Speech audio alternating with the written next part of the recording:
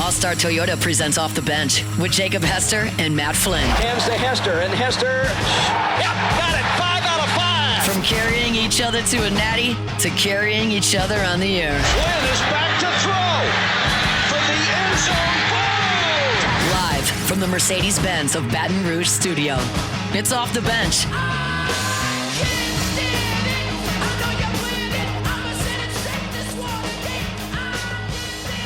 All right, welcome back in. It is hour number 3 of OTB. And again, our coverage here of SEC Media Days brought to you by Parish Construction and Roofing. Sign up for your chance to win $10,000 at parishbuilt.com, and also presented by Rev and Relief Windows. All right, Matthew, right behind us, I think Commissioner Sankey just wrapped up, and I always enjoy getting to hear Commissioner Sankey, the opening statement, like the opening address to Media Days. Commissioner Sankey is somebody that I just have like the utmost respect for and trust in, that he is like leading the league in the right direction. And I'll be honest with you, like in all of college football, I don't know of anybody that I would rather have leading the SEC. And I know, look, there's some things that Sankey does that people from the outside that aren't in the SEC don't love. But look, the school that we talk about, the school that we root for, the school that we played for, they're in the Southeastern Conference. So I think Commissioner Sankey is somebody that in charge is going to do what's best for the SEC. So obviously we're on air, so we didn't get a chance to listen to the audio yet, have more of a reaction to what he said on tomorrow's show. But Commissioner Sankey, man, is somebody that I think is exactly who you want in charge. Well, outside the SEC, other parts of the country, they don't really like the SEC. No. And it's looking at you, Danny Cannell. It's for good reason, because the SEC is every year, top to bottom, is the best. And so, yeah, I mean, there's no better place to lead it than Greg Sankey. So looking forward to hear what he said, how he feels going into the season, the direction, of course, anything new on the horizon for the SEC, anything like that. Looking forward to kind of breaking down. And look, we got a beautiful press conference room right behind us. I'm kind of excited about hearing Brian Kelly talk, of course, hearing those thoughts, but just hearing everybody, all the coaches speak throughout the week. Their messaging, are we going to get some good juicy gossip from anybody? Is anybody going to slip up? What's going to happen? So I've never sat on that side of a press conference, certainly. So I don't know. Am I raising my hand? Do I get do I get a paddle? Like you're bidding on something? Yeah. Yeah. So look, you're going to go down there. Okay. And if you've got a question, you're going to raise your hand. They're going to bring you a microphone. There's going to be 2 or 3 runners in the crowd. They're going to bring you a microphone, and then they're going to be like, all right. And you'll have the microphone like in hand while the next question's being answered, and they'll be like, hey, you're up next. And so then when they finish, you're like, all right, you're up. And you're going to say, hey, Matt Flynn, 104.5 ESPN Baton Rouge. And then you ask your question. WNXX? Yeah, that's just the call numbers there. You just say 104.5 ESPN Baton Rouge. Okay. You can say LouisianaSports.net if you want to. I mean, either one. I'd say go with, 104.5 ESPN Baton Rouge. I don't know if you've heard of us, the number 7 mid-market morning radio show. It's not that big a deal, although it is. And then you answer or ask your question to get an answer. Yeah. Excuse me, Matt Flynn, 104.5 ESPN Baton Rouge. Why hasn't your team started drinking Baja yet? Well, dude, come on, man. Of these teams, all right, real quick, here we go. Okay. LSU hydrated. Of course. Ole Miss hydrated. Yes. South Carolina. No. Vanderbilt. No. Auburn. Yes. Georgia. Yes. Tennessee. Yes. Texas. No. Okay. Alabama. Yes. Florida. No. No, never. What are we doing here? Mississippi State. Yes. Oklahoma. Semi. Arkansas. No. So 5. Kentucky. No. 6. Missouri. Yes. If they only heard you say they're not in the SEC. Texas A&M. Yes. Okay, so only 6. Okay. So you've got 10 of the 16. Questions. I got 6 questions. So, okay, South Carolina, Vanderbilt, Texas, Florida, Kentucky. Arkansas, and Kentucky. Yeah. All right. Yeah. Hi. Kentucky has dabbled, I feel like. Can't remember. Ooh, you didn't catch your attention. First time. You get that one shot. Trying to, because I told you there's there's different departments. There's Olympic and football. That's why I couldn't remember. Right. But anyway, yep, we're doing. So I got 6 questions I can ask the 6 teams, Tim. Like, what's up? Yeah. What, are you trying to lose? You don't want to be hydrated? So you don't care about your team's performance? So the fourth quarter, Coach, that you preach all the time, you really don't care about it because you're not hydrated. We got to ask the tough questions around here. Do coaches really care about their players? Six coaches, I got a question. 6 of them, I got the question. Oh, this is a big win for you. I don't know if this is true, but Jordan Allen inside the chat says, I don't know if Flynn knows, but in 2019, the Hall of Fame had Flynn's jersey in its own display box. Whoa. If that is true, that is a big win for you. Can we bird dog a picture of this? Yes. Why wouldn't anybody let me know? I feel like. Would you have known what they were talking about? No, but I would have you would think if that actually happened, something would have come across the socials that I would have seen. Yeah. So I don't know if I believe it. Somebody prove me wrong. That would be sweet, though. Why wouldn't that be a permanent fixture around here? Dustin B inside the chat. Not half the league using Liquid V. We don't say the full name here. It's not half. I don't even know if they use that. There's only 6 teams out of the 16 that don't use it. So 10 are hydrated through My High. Florida doesn't count either. Yeah, they got Gatorade. That doesn't even count. So really, it's 10 of 15. Yeah. And Matt would never allow them to be hydrated. Right? Yeah. For sure. Well, I just say that based off you, in the way that you talk about Florida when we're off the air. I like to act like a tough guy when it comes to that. But if they called, we'd probably talk. I'd probably get some samples. If they called and wanted a couple of pallets of My High, you'd say you'd holler I'm at a them? tough guy, here with the microphone talking about it. But business is business. Very fair. Stuff ain't gonna sell itself. Be mad at you. Would not be mad at you. Again, LSU, Ole Miss, South Carolina, and Vanderbilt all here today. On day number 2, it's Auburn, Georgia, Tennessee, and Texas. Day number 3, Alabama, Florida, Mississippi State, and Oklahoma. And then day 4 to finish it off. Surprised they didn't throw at least one more heavy hitter in there, but it's Arkansas, Kentucky, Missouri, and Texas A&M. Today, right out of the gates, feels like a pretty big day. It's a big day, yeah. With LSU, national championship aspirations, Ole Miss, playoff aspirations, South Carolina, the same. And then Vanderbilt, like you were talking about earlier, the league's better when Vanderbilt's relevant. And they are. They're relevant now. When you beat Alabama, when you take Texas to the very end, you take them to the wire, you beat a good Georgia Tech team in a bowl game, a Georgia Tech team that took Georgia the game before that to 8 overtimes, and then you actually handled that Georgia Tech team who had all their players. Haynes King, all the Jimmies and Joes pretty much were playing in that game. When Vanderbilt is this relevant, today, I think it's the biggest day because, you got star power everywhere. Yeah, this is. You got two guys that are in the top, probably in most lists that you see, at least in the top 5 for the Heisman preseason Heisman list, and Lenore Sellers and Garrett Nussmeier. Of course, we'll see Arch tomorrow. It'll be exciting for that. But yeah, big day. LSU just leading the way, leading the pack here at SEC Media Day, as well as they will be leading the way in the SEC this season. So, yeah, we're starting it out hot right now. Love it. Can't wait to hear what Lane Kiffin says. That's always just must-see TV. So, hopefully we get some stuff out of these guys. But, yeah, like you said, Clark Lee has been kind of stalking around here all morning. I know you're a huge fan of Clark Lee, what he's done at Vanderbilt. Hopefully they can keep it up. And you brought up them handling Georgia Tech last year. We are both you and I are pretty high on Georgia Tech going into this season. I think they could be a dark horse potentially for a playoff run, an outside playoff run. So we're big fans of them, Haynes King, what they've done over there. So to be able to put the feathers in their cap, Vanderbilt put the feathers in their cap last year, really gives them some solid ground going forward. Just not only in confidence level, but on the recruiting trail. So. Excited to see it. And SEC, where everybody's better. It's a better league. Every team should be more excited the better everybody can be. And so when you got Vanderbilt, who has been the punching bag for so long, every now and then they got a guy that comes in and they'll have a pretty decent season. But when you have them coming into a season where it's a game you got to circle and you got to be careful of it and be like, all right, this is not an automatic victory. This is, these guys have the feathers in their cap and they can beat us, and they got a quarterback and they got a good head coach and they're going in the right direction. That makes the league better.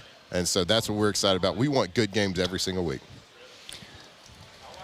I don't know if everybody does, but we do. I mean, I do. We do because we're meatheads. Yeah, I enjoy it. And like, you're going to play all three teams that are here today.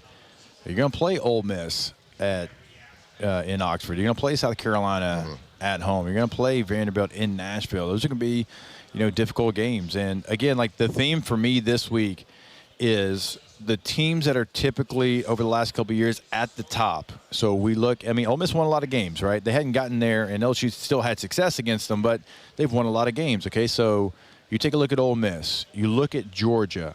Tennessee makes the college football playoff last year. Texas makes the playoff the last 2 years. Alabama's Alabama. You could even throw, some other schools in there, maybe Texas A&M, but you take a look at some of the top ones, like certainly the Georgias, the Alabamas, and those in Texas. They don't know what they are at quarterback. Now, they think they have an idea. Arch, man, they think they have an idea, but he's played 3 games. Alabama doesn't really know what Ty Simpson's going to be able to give. He's not here, which I think is big. Georgia's only seen Gunnar Stockton in a half of an SEC championship game and then a bowl game against Notre Dame. He did some nice things. But he looked like a young quarterback that just got thrown in there, exactly. Right? They were able to throw the changeup up and use his little bit different skill set to create some big plays. But we hadn't seen him have to go and dice somebody up and game plan, have some people game plan on him for very many games. So it's a huge question mark for them, from the perennial powerhouse that they are, to go in there with a question mark at quarterback is certainly a little bit different for them. All right, we will step away. Going to continue our coverage live here, boots on the ground, SEC Media Days, College Football Hall of Fame, and we'll do it when we come back here on 104.5 ESPN Baton Rouge. Off the bench. All right, go to gotommies.com, G-E-A-U-X, Tommies.com. That is the website for Tommy's Windows, Doors, and Siding. The best of Baton Rouge in the Advocate in 2025.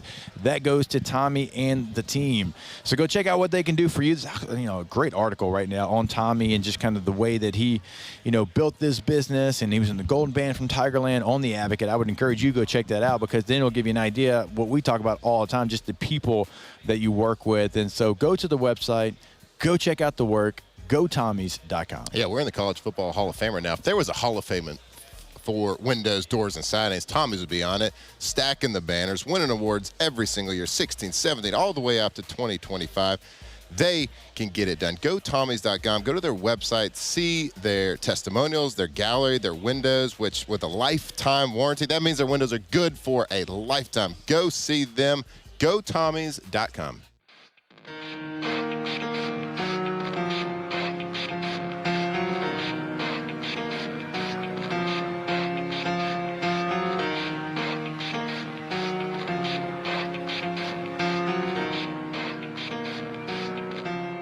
It starts with one thing. I don't know why. It doesn't even matter how hard you try. Live from the 2025 SEC Football Media Days, powered by Parish Construction and Roofing. Enter now for your chance to win $10,000 cash at parishbuilt.com. Our coverage is also presented by Rev and Relief Windows. All right, and welcome back in 2025 SEC Media Days here live from the College Football Hall of Fame. Very excited for our next guest. It is the new Senior Bowl Executive Director, Drew Fabianich, who joins us now. Drew, we are glad to have you on the show, glad to have you a part of the Senior Bowl. It is an event that we go to here on this show every single year. In fact, I do 2 shows, one for each company I work for at the Senior Bowl. So it's one of our favorite events to go to. Excited to have you involved in the game. Hey, thrilled to death to be part of it. Thrilled to death to be part of you guys. Too. I met Matt last night. We actually talked years ago when he was coming out. You wouldn't remember because you talked flipping probably 300 scouts, during the time when you were getting, coming out. And then met you two down at the Senior Bowl years back. Yeah. So, yeah, this is good for me, too. I'm seeing a lot of familiar faces. I saw Mitch Barnhart. Gosh, he's been in radio and TV for 60 years almost. Yeah. I mean, so. King of college football, I told you. King of college football. You don't have I'm a title learning like everything. that. I know. Yeah. Well, Drew, so one of the things that I've talked about with the Senior Bowl so many times when I've, just had the experience in going there was what it did for me in my career. So for me, I was going from playing tailback at LSU to having to show that I could play a different position in the NFL. Like I knew that I could have a chance to do some tailback stuff, but I knew my life was going to be as a fullback.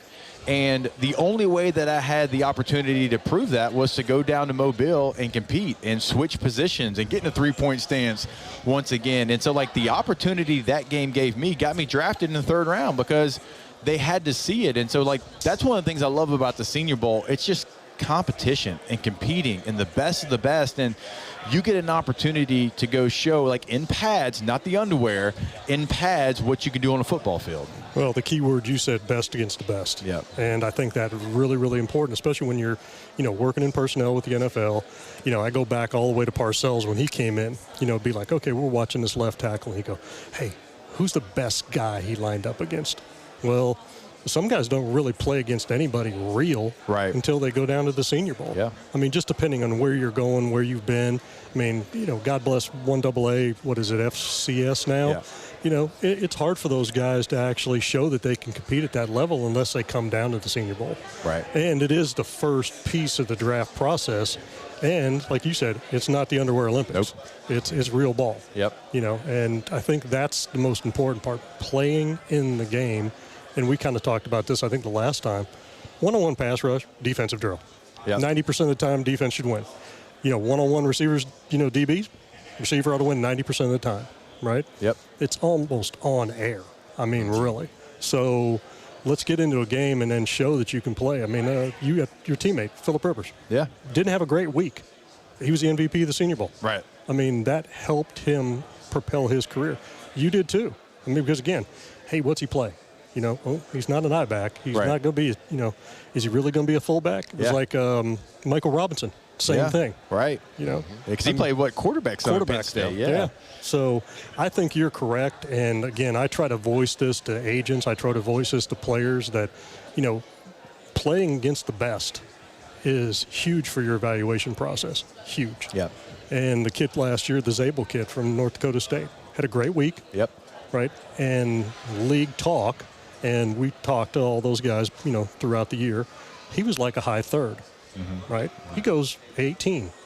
Well, that ended up being $12.7 million difference in a 4-year contract.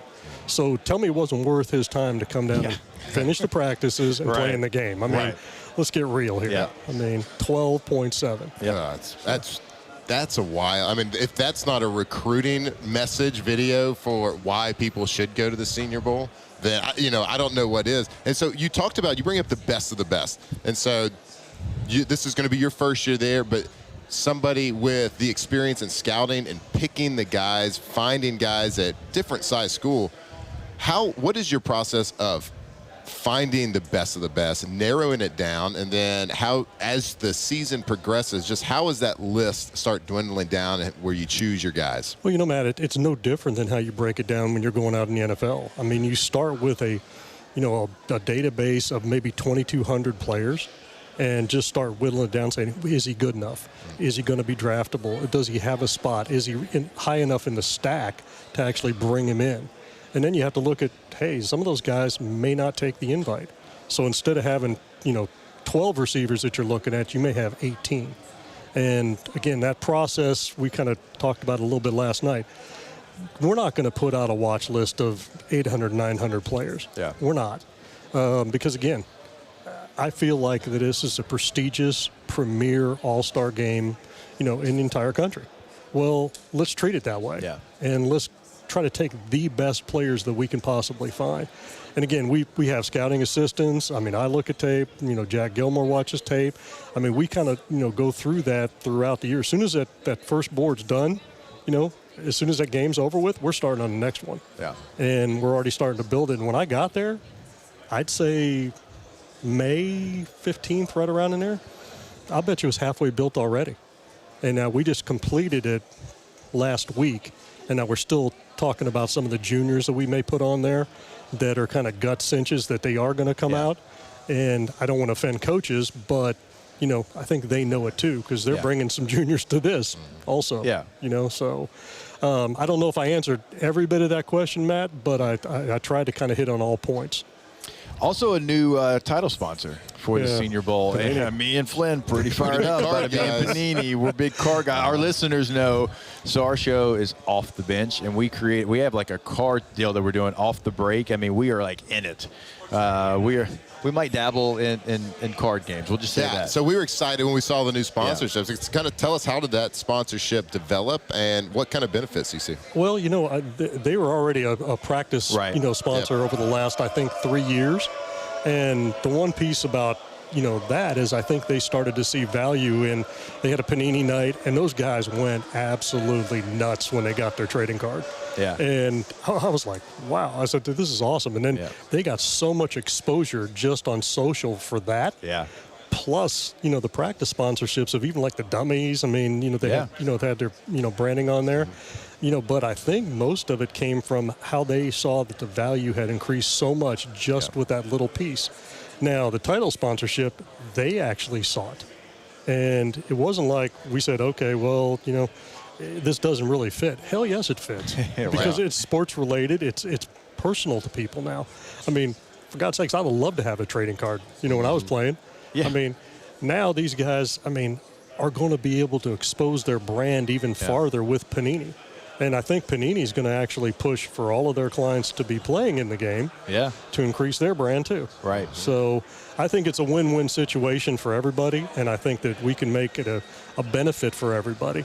And I think it's a tool because, again, what are they about now? They're about the brand. So let's show them another way to expose their brand. One of the other cool things about the Senior Bowl, and Matt, you'll get to experience this year, when you go to Mobile in that time, you know you're there for that. You know you're there for the Senior Bowl, and the city embraces everybody that's in there, right? I hate going to things and it's like, oh, there happens to be an event in a city and nobody really knows that you're there for that. But when you go to Mobile in that time of year, and the city does a nice job, and the people of the city, like, they embrace everybody, welcome everybody, and makes it feel like home because we're there for a week, right? And they make it feel like home, and it's one of the charms, I think, of the Senior Bowl. You know, I don't even know if you guys know this. I didn't before I came, you know, went down there.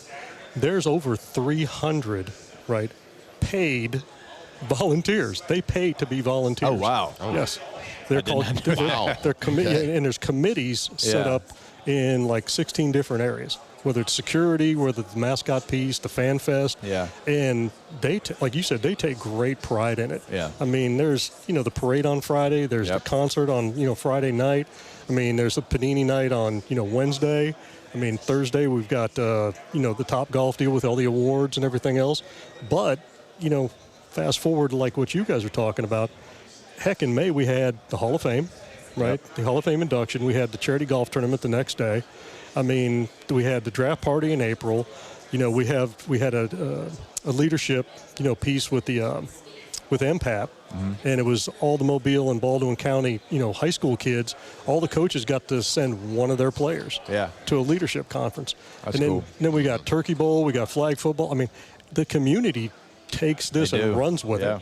And here's the other thing, and I'll tell you guys this because I don't know how many other, quote, all-star games you've seen, but this is the only game that sells out. Yeah. And it's not even close. You watch any of the other all-star games, there's nobody in the stands. Right. You know, so that ought to tell you how important it is to these people. And they showed me how important it was because of these other pieces that they got involved in civically. So. Yeah, and speaking with you last night, I was surprised to just hear you talk about like full-time move to Mobile and just the 12 months out of the year. There is work to be done and things to be done just throughout the community, different sponsorship, different fundraisers that y'all are doing throughout the year for the Senior Bowl. But when you look at just the game and the week itself, tell me something with your first year. What are your goals on what's it going to look? What's going to be different about the game, the practices, everything leading up that you're going to be implementing? Yeah, we kind of visited about this a little bit, and I'll give everybody the background of it. Well, the Senior Bowl used to be the unofficial NFL coaches kind of convention because they don't have any place to network. Well, once they started doing formal interviews at night, Well, those coaches says, nah, I really don't want to go. And all I get to do is watch them practice and then have to interview all night. And I never get to network with any of my guys, never get to see anybody, never try to get a better job. Well, that's important. Right. Well, it's also important, the biggest thing to me was taking that off the players and put it in the morning to where they have some time in the evening, because I don't know about them, but when I went 7 o'clock to almost 10 o'clock straight through and talking to player after player after player after player, I was beat down. Yeah. And I know they had to be. We were. So now the evening's going to be free for the players. Right. It's going to be free for the coaches. It's going to be free for the personnel. We're going to knock it out in the morning, and then we're going to push practice back, about 45 minutes per. Right. Well, what it does is that second practice won't end until 6 o'clock. Well, that gives the community and it gives dads and the time to bring their kids, mom and dads, sorry about that, moms and dad to bring their child out there to practice, to where they'll actually be able to see it. Because before, it would end at 4:30. Yeah. And it was like, by the time they got there, it was like, oh, there goes the horn, we're done. Right. And they didn't get to see those guys practice because not everybody can go to the game, because of schedules. Right. So the biggest piece is that I'm changing the entire schedule of the week. And I'm doing it to try to improve the experience first for the players, then for the coaches, then for the personnel, and it actually benefits the community because now they're going to be out spending money in the community. So that's the other piece of it. But, yeah, thanks for asking about that, because Matt and I got to talk about that a little bit last night. So. All right, there he is, Drew Fabianich, the executive director of the Panini Senior Bowl. Good enough to join us. Drew, we appreciate your time, and we are going to be seeing a lot of you. Look forward to getting back down to Mobile for the game this year. Pleasure, guys. Thank you for having me. I appreciate it. All right, more OTB when we come back here on 104.5 ESPN Baton Rouge. Off the bench. Social animal. All right, go to centralplumbing.org. Centralplumbing.org is the website. When you go to the website, see what they can do for you, not only in Central, but the greater Baton Rouge area. We are talking to you. Truly your one-stop shop for any of your plumbing needs. If you're looking to upgrade at your home or your business, go there today, centralplumbing.org. And Matthew Clayton Flynn is going to give you the 24/7 emergency number. Oh, my goodness, 24/7. That means 24 hours a day, 7 days a week, 365 days a year, no matter what it is, holiday. If you have a plumbing emergency in your house, big or small, whatever it is, give them a call at 225-925-8552. They can help you, whatever it is, your plumbing needs. If you're doing a renovation, if you're building a new home, whatever it is, call them today. Call the experts, centralplumbing.org.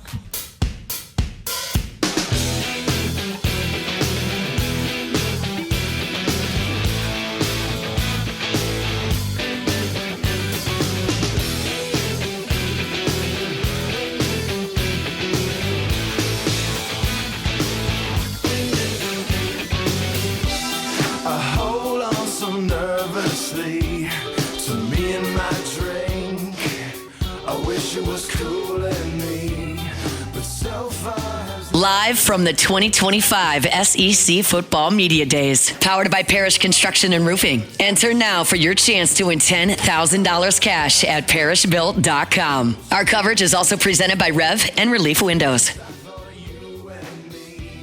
All right, welcome back in. OTB here live from the 2025 SEC Media Days. I think that's Brian Kelly behind us, if I'm not mistaken there. Shout out bad to eyes BK. How are your eyes, do you think? No, my eyes are good. I just, it's very clearly Brian Kelly. Is it? Yep. It's very clearly?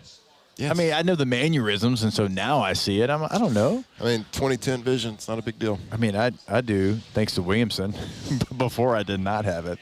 Before, it was like, the old Coke bottle glasses. The kid on Little Giants that has the snot bubble? Yep. His glasses, that was me. The one that does the intimidation. Intimidation, yeah. Like how Lenore Sellers wears rec specs, or he did. Yep. He kind of got rid of them.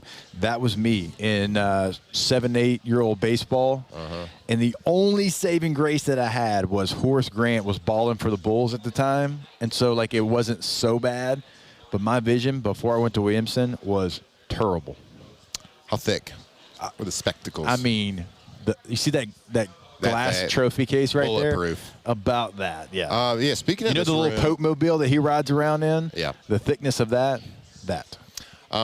This room behind us, we come in yesterday trying to set up our equipment, trying to bring things here. To our surprise, nothing was ready. Tables and stuff not ready, so... shout out to Rivers. He had to get here early, set up everything this morning, plug everything in. But there was one thing that was real noticeable yesterday when we got here, and it was the tables here for the press conferences. Yeah. They were all at standing height. Yeah. And so we came in fully expecting all of the reporters that have to stand here from, whatever it is, 9 a.m., 10 a.m., all the way through 6 p.m. 6 p.m. They were putting them, I don't know, the SEC Media Days got like this health kick or something. They wanted everybody to stand. And we were just kind of laughing at, can you imagine, there's some people that are in good shape here, but there's some people that are not in the best of shape, having to stand up for these press conferences. But we come in today, and they got lazy. They just got cold feet on this situation. They lowered all the desks. So a bunch of lazy people down there just sitting all day long. Can you imagine some of those old sports writers having to stand up for longer than an hour, though? No. What were you saying last night? Oh, my gosh, I forgot. God, what was your line last night? Oh, yeah, you were like, hey, why didn't you see that, squat corner there on cover 2 when you threw it over there? And you said, why can't you stand up for 3 hours? Yeah, I was like, why'd you throw it into this coverage, blah, blah, blah. Well, why can't you stand up for 10 minutes? Yeah. Yeah, well, But anyway, we got a good laugh yesterday thinking that they were going to make him stand, but they lowered him, unfortunately. Yeah. I would have liked to see it. Yeah. It's all right. It's all right. It's okay. Why can't you stand up for an hour? Why can't you stand up for an hour, you bum? Yeah. Mouth breather. Oh, I really wish we could hear what the LSU head football coach is saying, but it's okay. We'll have that tomorrow. You got any way to open up this window here? I can read lips. Let's see. No. All right, if you can see down there. LSU, we're a team. Yep. We got to wait. Football's about this big. End zone's right there. We're going to try to score in that end zone. Hey, you over there? I don't know. He's talking about Nuss probably. Yeah, a lot of hand motions going on down there. It is LSU, Ole Miss, South Carolina, and Vanderbilt here today. Right now, Brian Kelly getting kind of things started for the coaches. It will be Lane Kiffin, then Shane Beamer, then Clark Lee. And Clark Lee's been making the rounds already. Mm-hmm. Said he's been here since like 6 a.m. He didn't sit down with us, but he's been stalking the tables. Yeah, which, Clark, what are we doing? You're a fullback. We stick together. You're my guy. He didn't see me. It's probably because there's a quarterback here now. I know. Thinks I'm soft. He really is. We were playing Vanderbilt, LSU Vanderbilt in Tiger Stadium this year, and I walked over. I was saying what's up to him, and we sat and we talked run scheme and two-back blocking schemes for 20 minutes before the start of that game. I'm like, I guess I'll let you go. I got to go Coach, get up in the booth, and you got to. I got a job to do, Coach. I don't know what you got going on today, but I can't talk. I was eating it all up though, because we were talking about how now, because everybody kind of plays basketball on grass, like a little 7-on-7 feel, and throwing the football around. He was talking about, hey, when you play a team that has either, an F, be it a tight end or a fullback, he's like, ours is an F, it's not a fullback, but he's like, linebackers don't know how to take on two-back runs anymore. Mm-hmm. Or safeties don't know how to take on two. I'm like, in my mind, I'm like, that's crazy. What are you talking about? He's like, think about it. They never see it. Yep. He's like, so the linebackers that you and I played against, that's all they knew. They knew how to take on a blocker, stay in their gap, and also shed and make a play. He's like, you run a fullback at a linebacker right now, he's in a bind. Yep. He doesn't know really what to do. He's so used to having all this space, and I'm like, that's a great point. He's like, think about it. Michigan, how they won the national championship. One of their best players, Max Bredesen, is a fullback. And you look at Ohio State, and they had a fit. Theirs was more 12 personnel. It wasn't 21, but I don't know. Is it coming back? Is it in vogue? Well, there's so many ebbs and flows in football schematics. I mean, you look at the professional level. We broke this down the other day about the best offenses in the NFL are doing a lot of under center, which for a while was, the majority of teams were at least the really good offenses, high percentage was in shotgun. And a lot of the best offenses are getting more towards that 50-50 split. Why is that? Because why have we started to see the running back come back? The importance of it. Running backs getting paid a little bit more at the next level. Because forever, general managers, scouts, they had to start, trying to beat what was prevalent. How do we beat these spread offenses? How do we beat these run first offenses, quarterbacks that can get out of the pocket, do different things. You have to get a little bit thinner at defensive line. You got to get faster. Right. You got to get speed. But when you start implementing that from a personnel standpoint, implementing that game plan, offenses are like, all right, they're stopping us. What can we do differently? Okay, well, we can get under the center and hit them in the mouth because these guys are not built to do that. So that running back position, the prevalence of that is going to come back, and you're going to see it more and more over the next couple of years. Running backs getting a little bit bigger contracts.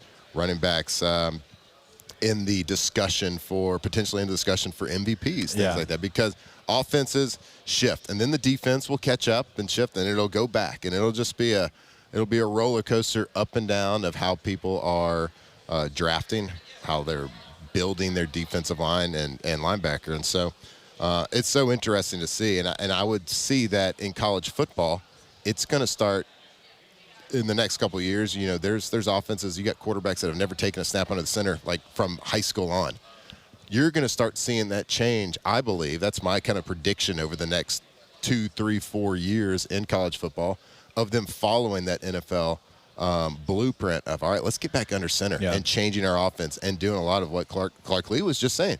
Linebackers, they don't know how to take on a fullback. They don't know like which shoulder to hit, how to shed, how to make a lead block, a glancing blow, and then stay in your gap, right? So those are things that I think will change, and hopefully the slap count goes away. But football is just so exciting. You love. It's the worst. I should have asked. You love the fake slap too, though. Has that everybody ever drawn anybody offside? Maybe. I don't know. No, the answer is no. The answer is it's dumb. Yeah, I love my favorite thing Gruden does is make fun of people that do the clap count. His video was so good. Yeah. A couple of weeks ago, he did it to I can't remember the song he put it. He put a song on there. I saw him get after Jackson Dart a little bit. Yeah. Because that is not going to be what you do at the next level, sir. Not gonna. Yeah, you actually use your mouth. Say words, say hut. You could use things that can draw the other team off sides, and a clap does There's not do so many things that y'all had to say, like at the next level, like when we get to the line of scrimmage, like because a lot of times there would be 2 plays. Like even if it wasn't a kill situation, like there'd still be like, hey, we know this play can turn into that play, and I got to change everything at the line of scrimmage, and we got to bark. So many dummy calls as well. You and I talked about this, but how Omaha, when we were with the Broncos, it initially was the next sound that I make after the Omahas snap the ball. Right. Well, then people got that. And then every week it was literally like, Omaha this week is going to mean this. And you had to like remember this week what the Omaha meant. Yep. Yeah, it's and you train for that. And you know, offenses always have the advantage because we know what we're doing. We know what the snap count is. Defense doesn't, of course. And remember, ours in Green Bay was different types of snakes, so like snake in the grass, so cobra or python, or we could make the noise too, or like the hand signal of like a little snake head or whatever. We knew that was the dummy call. Yeah, that was a cobra. So it'd be like, you could be like cobra, like walking to the line of scrimmage with a lineman, but then like get to the line of scrimmage and be like, all right, it's on, like. You know, one of the offensive linemen act like he doesn't know what the snap count is, and Aaron's like, it's on 1, you dummy, it's on 1. Yeah. But they knew that he hissed at him on the way out of it. So everybody, of course, it's on 2. Aaron Rodgers hissing at his offensive lineman to let him know that it was on 2. Knowing what it meant, exactly. Yeah. So, he was always the king, still is the king of, like, drawing people off sides. And it was, good. We practiced it all the time. Yeah. We practiced it so much. Yep. And I'd like to see the stats on touchdowns thrown from Aaron Rodgers on offsides penalties, on dead plays. Yeah. I know I got a couple. Just a little free play. A little free play. Kyle Vanden Bosch. All right. Ooh, Kyle Vanden Bosch. Threw an elbow right in the I was about to say, I still don't know if I would like put his name on something just in case he might be listening. He was one of the ones that was thrown off enough where he might still like have a list. Like Billy Madison style.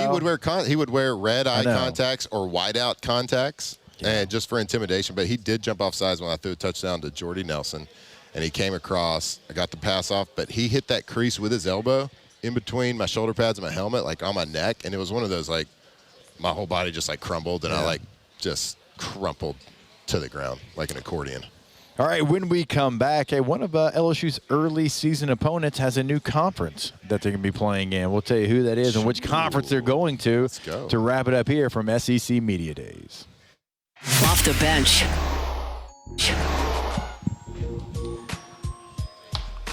All right, go to trashrangers.com. Trashrangers.com is the website to go to sign up for residential commercial trash pickup. Also, if you're looking for the roll-off dumpster, you always hear us talk about 3 different sizes to choose from. You go to the website. You can go ahead and click on that. Or, look, you can give them a call at 225-612-2477.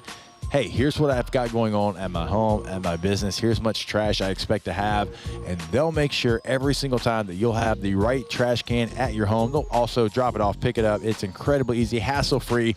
Trashrangers.com. Yeah, residential, business, industrial, whatever it is, whether it's garbage collection, roll-off dumpsters, bulk trash pickup. And, oh, yeah, don't forget about text reminders the night before your trash is coming to get picked up. There's nothing worse than forgetting to take out the trash. That'll get you in the doghouse in a split second. So visit them today. See how they can help you. Those big red dumpsters and trash cans. Trashrangers.com.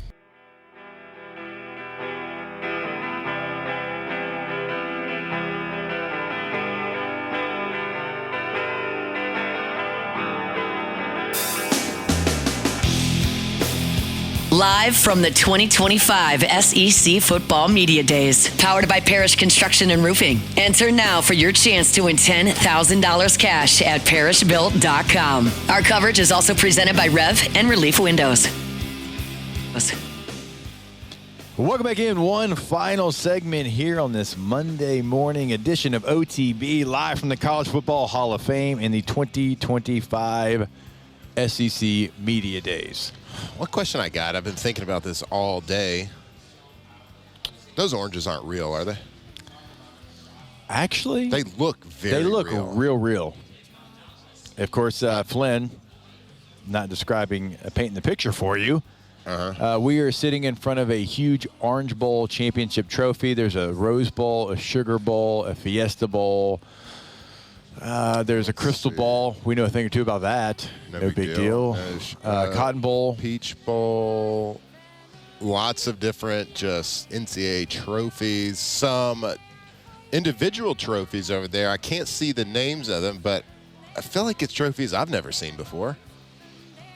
Yep, I don't know those fellas. There's some old timers on those trophies, and I don't know who they are. There's a bust of a guy that looks like Dwight D. Eisenhower somehow.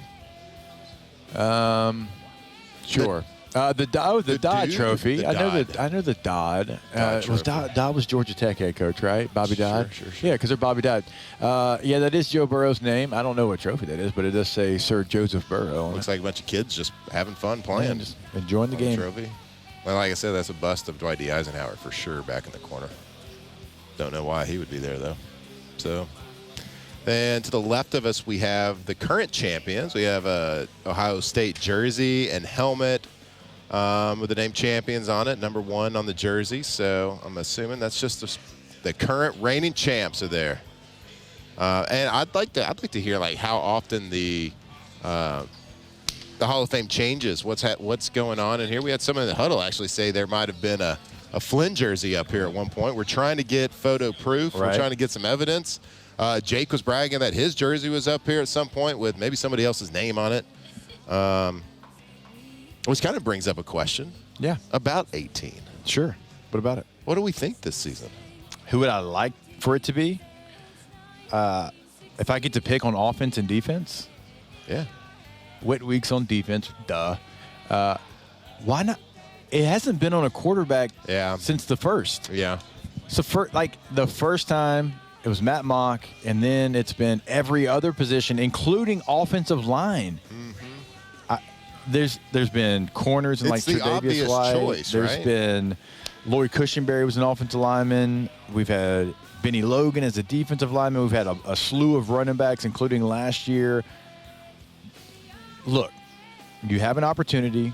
I wore 13 in high school too. It's 2 marks on the 3 to make it an 8. Go ahead. Look, that's like the ultimate, hey, this is our guy. He's going to ride with it. We're changing his number. He's already made a number change in college. It's not that big of a deal. Put 18 on Nussmeier. Yeah, and I agree with you if he wants to wear it. Not that I think 18's a cool number. Like I've always been against it, obviously. Who wears 15? The cool people. Okay. I want to know, has anybody turned it down? I'm sure there has been, because some people have their numbers. Their number is a lot of times numbers are very personal to a person. For sure. That's there for a reason. Maybe I wore 13 my entire life. Before I wore 18. Right. I mean, that's it's a personal thing. So you've played and had success for 3 or 4 years under a certain number. You definitely don't always, but I know 18 holds this lore. I don't know if there's. I'm trying to think. The only one I can remember was Devin White. Devin White, he wanted to wear 40. That might be the only answer there. So I don't know. Hey, you know what? I'll do some research and I'll get back to you tomorrow. It's called a teaser, people. It's called a radio teaser. tease. So it's going to do it for us here. We'll see you the same time, the same place tomorrow. And until then, enjoy your day and stay locked in here to 104.5 ESPN Baton Rouge. Off the bench. All right, go to All-Star Toyota of Baton Rouge.com. All-Star Toyota of Baton Rouge.com is the website. For buying new, leasing, and renting, everything is available. So when you go there, when you go to the website, no matter what your needs are, what your family's needs are, they are going to be met every single time. So go there today. It is still summer vacation time. It is still volleyball, baseball, soccer, softball. You got something going on. So if you need something a little bit bigger to hold all the extra, go to allstartoyota.batonrouge.com. Yeah, if it's even a question in your mind that it's time to get rid of that old rust bucket that you're driving around, it's time to upgrade. Whether it's buying, whether it's leasing, maybe you're going on a trip for a family trip you need to rent. Go see them. Go see what they can do. The customer service is second to absolutely none. Conveniently located on Airline. Go see them today. All-Star Toyota, BatonRouge.com. Let them help you. Let them put you in a new sweet ride. All-Star Toyota, BatonRouge.com.